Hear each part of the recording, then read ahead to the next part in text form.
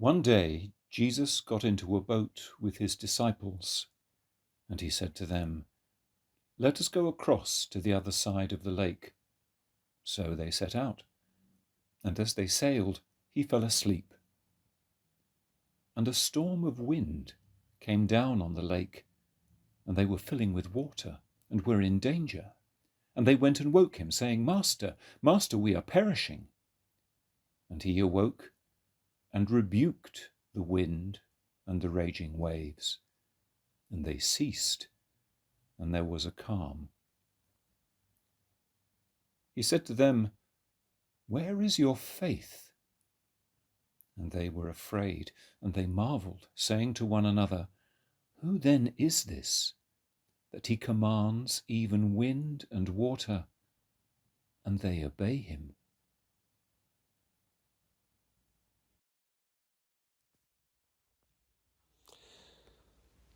Father, may you put your words upon my lips. Today is one of the most famous readings, really, from the Gospels. Jesus calms the storm. It's easy to kind of become over-familiar with it. But it reminded me of an incident that I faced. I was on holiday. Actually, I was working. I had a great job back then, a consultancy job with the University of the West Indies, and we were in St. Lucia. And one day, my wife and I, Christine, we decided to go out on a boat journey just to kind of have a look round. And there were about 6 of us were on the boat. It was a little inflatable boat, and all was well.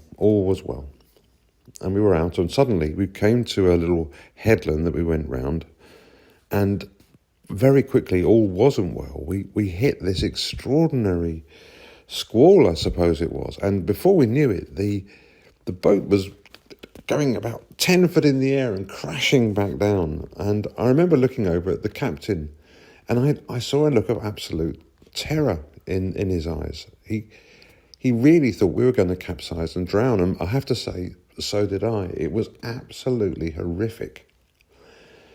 When we got back to dry land, I think I've never felt so grateful. And I don't think I've ever been in a boat since, but it was absolutely terrifying. And it was terrifying because the captain was terrified.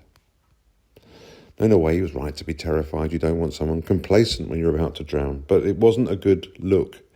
Which brings me to the reading, because exactly the same thing happens. And it's a completely different captain. The fishermen, the followers of Jesus, are out on the lake. Now, a lake sounds like a placid little thing, but that lake really, really was dangerous. Huge storms, it's massive, huge storms would blow up, and people would regularly be drowned. And so these experienced fishermen are absolutely terrified. I mean, they really are terrified. They're scared stiff. And it takes quite a lot, actually, to scare a experienced fishermen. They've seen it all. They know the score. They know what things are. And I wonder what they would have thought when they looked over at their captain, and there he is, fast asleep.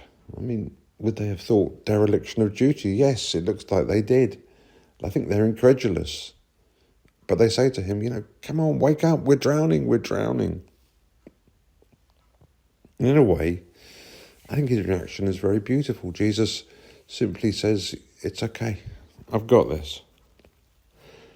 And in doing so, he shows them that whatever goes wrong, as it were, with his interactions with people, however difficult they are, one of the things he really has complete mastery over is nature. And the reason he has mastery over nature is that he made it. It's his gift. And I think it must have been extraordinary, to begin to realise this person. Some of them had known him, since they were young. This person has got something really extraordinary about him. And he asks them, where's your faith? Come on, guys, I got this. And I suppose you can't really blame them. I can't blame them at all, but it's a little sharpener, a wake-up call for them to realise that they're in the presence of someone who's not just extraordinary, but who is God. And of course we extrapolate out from that. Modern people are very interested in psychology. We psychologise just about everything. We take a perfectly normal storm like this and say, well, what about the storms in our life? And I still think that's okay, actually, because that's the only storm that generally I get to experience. I live in a house that's well insulated. I don't really get into the really bad weather. And so I need to make sense of this story in relation to the storms that I understand. And sometimes life can be really blooming stormy, can't it? You know, sometimes we feel, when will this end? How on earth are we going to get out of this safely? I certainly feel that.